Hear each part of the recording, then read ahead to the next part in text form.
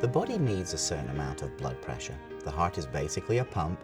It just pumps blood into elastic blood vessels and creates pressure. And we need this.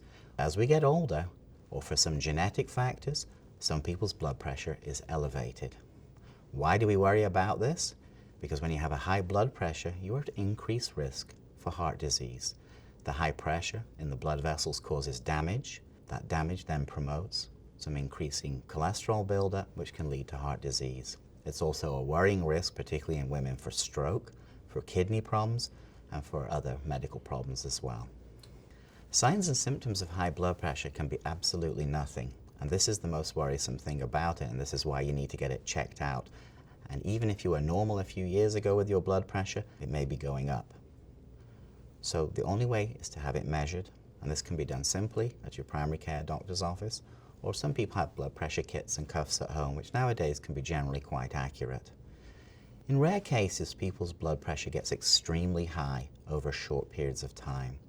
This can cause confusion, vision changes, chest pains, breathing problems. This is a very serious situation. If you're experiencing this with extremely high blood pressure, you need to go to your emergency room. It is wise to have your blood pressure checked on an annual basis, perhaps starting at about 40 years old. If you are generally a healthy person, we really like to see a blood pressure of 120/80.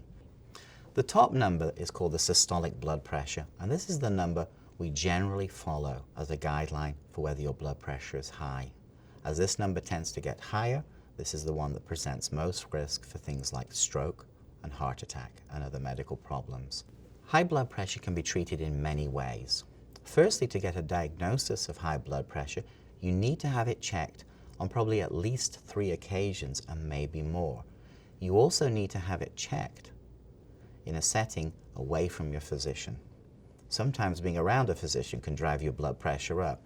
When it comes to treatment, we usually like to start with watching diet, particularly watching your sodium content. Many foods are full of sodium. Sodium is like a water magnet.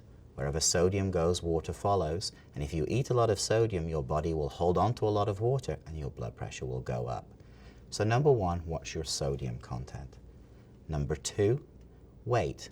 People who are overweight, if you lose some weight, blood pressure can often come down. Number 3, some exercise. Even a lowish level of exercise has been shown to help people's blood pressure come down. If you smoke, quit. That really drives blood pressure up. So there's some lifestyle changes that can really help blood pressure come down.